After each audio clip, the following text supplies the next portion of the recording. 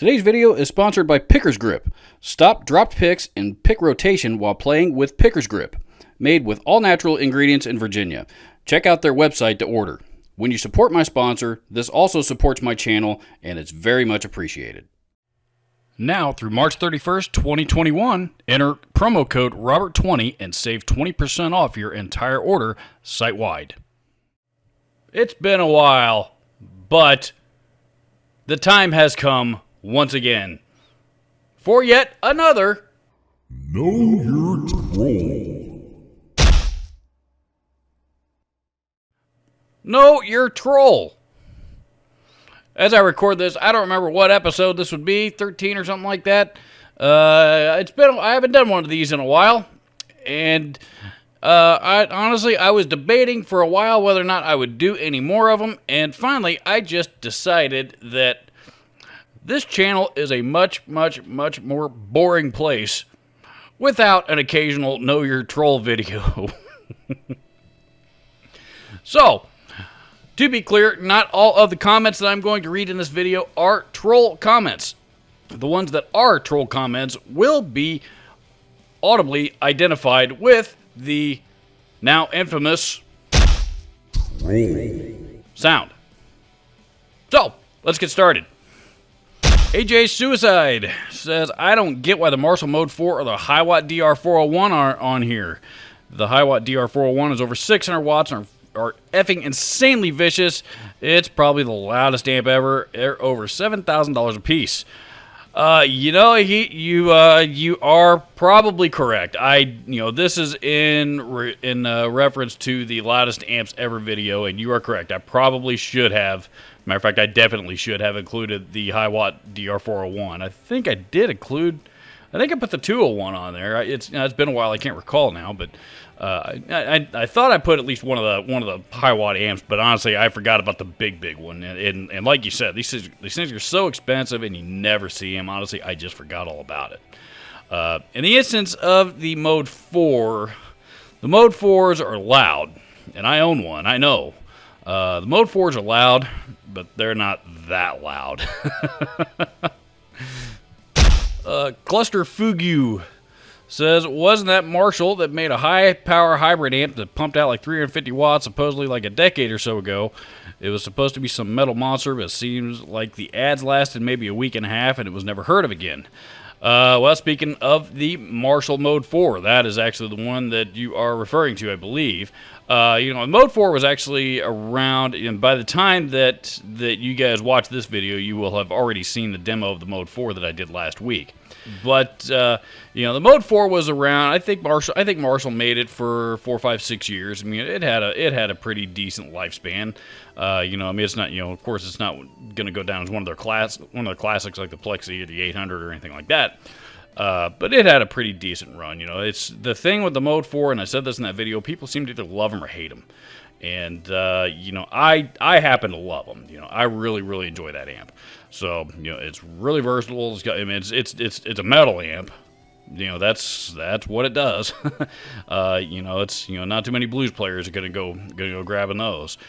It's a metal amp, but, all the different facets of metal over the years, it seems to do most of those up to that period, really well. The modern metal stuff, it's, anything like the last, 5, 10 years or so, maybe not quite. The technology wasn't quite there, but I think they're really cool amps. I really like mine. DR440 says, I never see a Fender Prosonic from 90s mentioned anywhere. They are killer high-gain amps. And part of the reason why, I think a lot of people don't know about them. And, and if they do know about them, they're next to impossible to find. The Fender Prosonic was Fender's very first. When Fender first started doing custom shop amps in the 90s, there was 3 amps that they put out.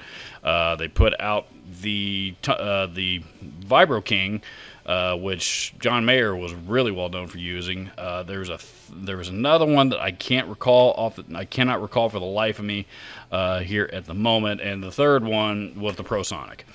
And like you said, the Prosonic was the high gain amp that they put out, and they're really, really hard to find. But you're right, if you find them, they are cool.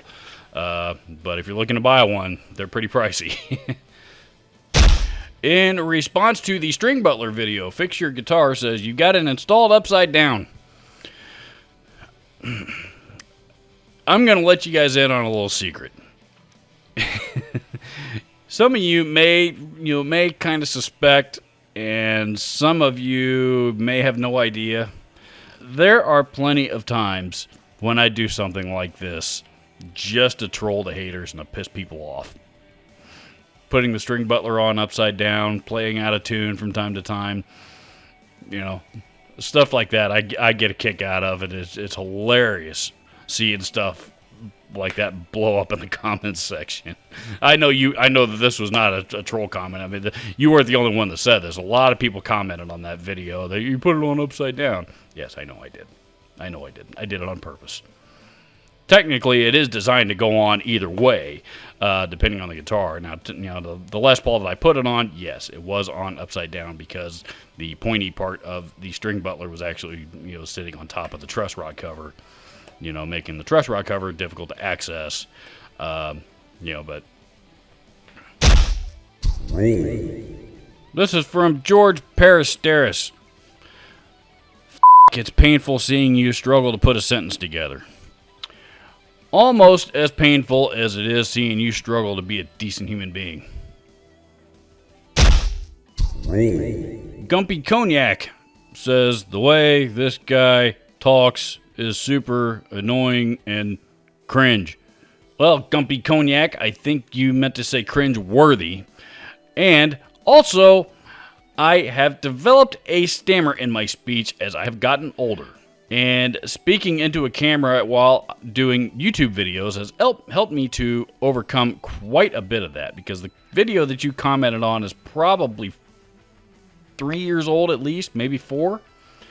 Go back and watch some of my more recent videos and tell me if you still see the same problem. Quite honestly, I don't care if you do or not. I mean, finding the need to point something out to somebody like that is beyond me.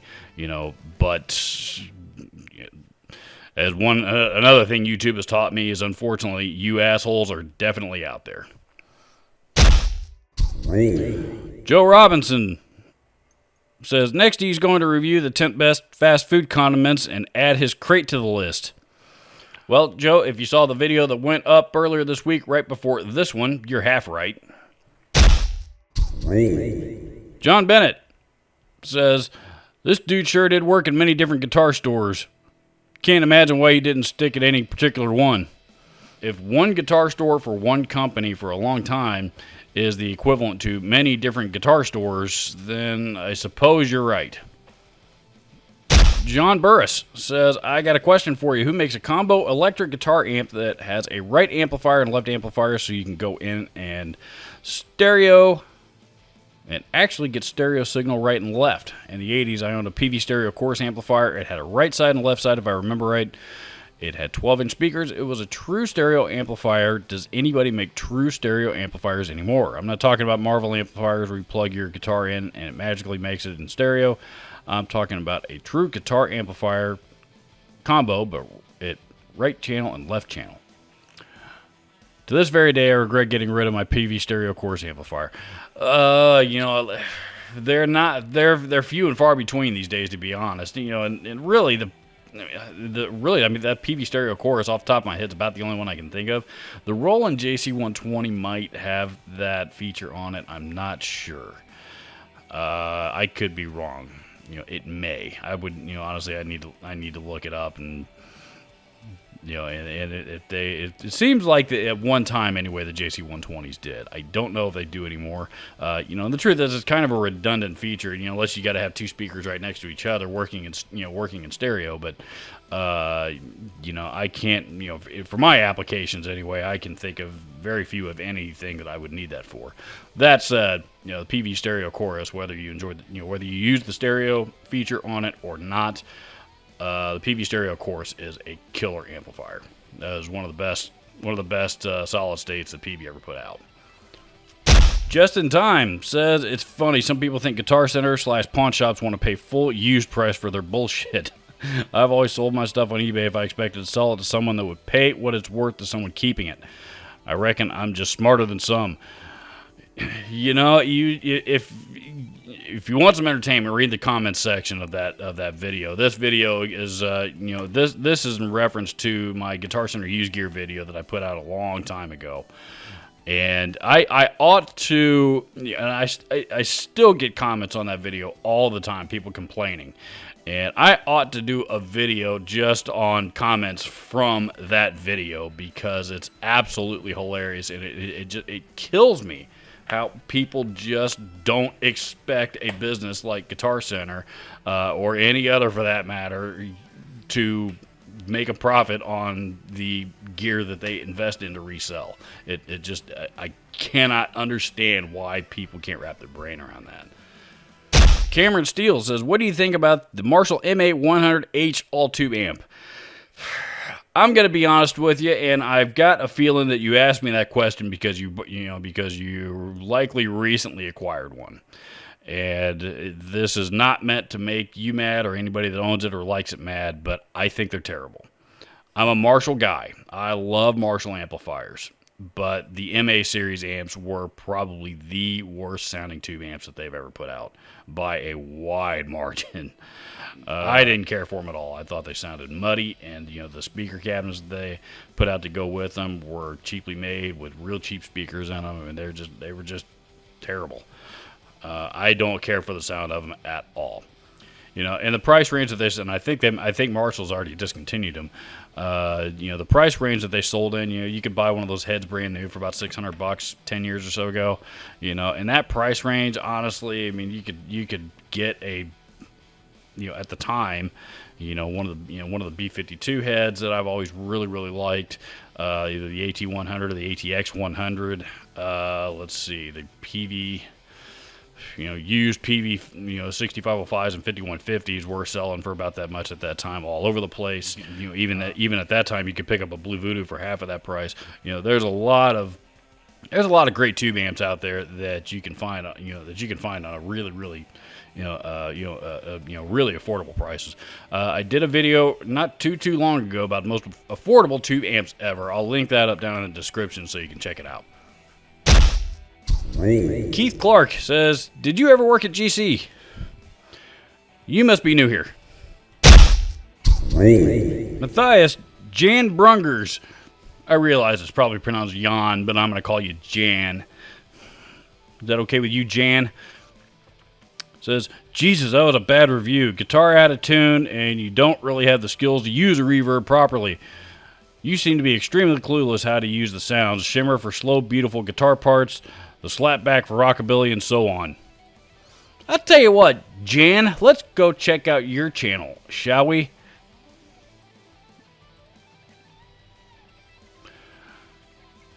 "74 subscribers, 4 videos, and the first one's a video called I Couldn't Find a Girl."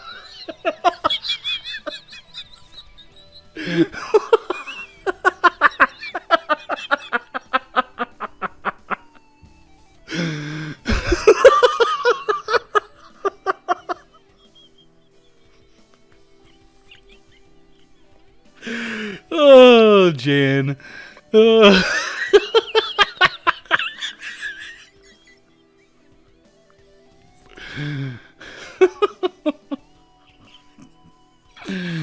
Oh, Jan, I love you, Jan. Oh, man, what would I do without people like Jan around? Metal Base 79 says, Robert, at the 10-minute mark, you really got my interest with the great stuff you say you have coming. The Blue Voodoo is one of my favorite amps ever. Plus, I had a few of their solid states back in the 80s and 90s that sounded good to me then. Not sure how they'd hold up against modern metal stuff, but I'm very curious to see what you have in store for us on this. Edit. I'd like to see a comparison with the 2-Notes Torpedo versus the Hughes & Kettner Red Box if you ever get the chance, please. If I can get a hold of a red box, that's gonna be the tough part is getting, the larger companies like Hughes and Kettner getting somebody, somebody to respond back to me is difficult. So it's, That's going to be the hard part. If I can get a hold of one, I would be more than happy to to compare the two between that and the Torpedo Live, the Torpedo Live or the Captor, because I happen to own both. In regards to the crate stuff, that was, as of this recording, that video should have gone up here. Just this, the one right before this one.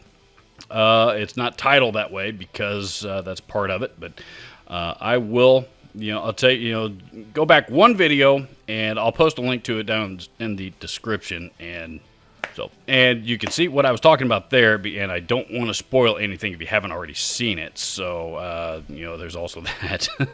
But yeah, check it out. I hope you enjoy it. I hope you get something out of it. Non-Existent Human says, I really like the way you do pedal reviews. I've only really watched a channel called 60 Cycle Hum do it and some JHS videos. I like how you get more to the point rather have us wasting extra minutes, which is fine too. But I like how you're throwing facts and your own personal opinions on top. Finding a nice review over a decade ago was almost impossible. Hard to understand what stuff was like through a magazine. 10 years ago, there's at least a few guys that were still around, that were doing it on YouTube. I think Ryan Bruce, Pete Thorne, Keith Merrow was probably, at that time was probably still doing a lot of stuff. Ola, there's a few, a few people back then that were still, that were doing really, really, really good pedal demo, gear demos in general back then, actually. But you're right, it's a much, much larger community now than it was then, and probably a little bit easier for people, I think, to to get the information that they're looking for regarding a particular piece of gear. As far as my videos, you mentioned 60 Cycle Hum. Ryan's a great guy. Ryan's a great guy, and Josh Scott is probably he may be the most knowledgeable pedal guy in the industry. That guy's got more pedal history knowledge and technical knowledge in his brain than anybody I've ever seen in my life. But there's a lot of other great channels out there nowadays. As far as mine goes, kind of change things up, the way that I do things a little bit, just to try to make it a little bit more streamlined for people to get through it, not have to sit through a 20-minute video for a pedal demo every single time. Sometimes I'm still guilty of that, but not always. And the reality is, I'm just a dude that loves guitar gear. That's what I am. I'm a dude that loves guitar gear, and I like to, I've sold it for a living for years. I continue to sell it for a living, and this is just a good way. I enjoy passing on my knowledge, and what I have learned and my thoughts on various different things. But thank you very much for your compliment. I appreciate it. Paul Baker says, the answer to your question is Betty White. Betty White was born in 1922. Pre-sliced bread came in 1924. Therefore, sliced bread is the best thing since Betty White. I started a video recently asking what the best thing was before sliced bread. And Paul Baker is actually a personal friend of mine, but you were not the only one on that video to comment that Betty White is the best thing, was the best thing before sliced bread. I would go so far as to say she is still the best thing even after sliced bread. Betty White's pretty awesome, and she just celebrated, I believe, her 99th birthday, and she's still kicking just like she always was. Happy birthday, Betty. You are awesome. Piotr Piotrowski says, Robert, please stop asking questions like that. I'm pretty sure the next time I play your video, my mind will open a rift in space-time continuum due to the unsolvable paradox, and it's not the first time either. You're asking me to give up my shtick, man. I can't give up my shtick. Repair Right Roofing says, do you have a tuner? No. Russ Holly says, yet another bald, fat, white guy ranting, starting his rant with, I know everyone will say I'm wrong, but I wonder what he's really mad about. Take a breath, man. Try meditation. It works wonders for your blood pressure and self-esteem. Believe it or not, my blood pressure is actually right where it needs to be. My self-esteem is probably higher now than it's ever been. I'm really curious to know which amp on that worst amps list was yours. Strings 53 Notlob says, Gorilla amps suck, but mentioning the size is just stupid. You get the size you want, it has nothing to do whether it sucks or not. You're nitpicking about that? Definitely somebody didn't get laid in high school. Yeats Young says, 800? Bitch, I don't even have 300. I want 300. 300 is affordable for me. Then go get a real job. So, there you have it. That was the last comment. Thank you so much for taking the time to sit here and respond to them with me. I always enjoy making these, making these videos and responding to various viewer comments, not just troll comments, but actual, legitimate, comments as well.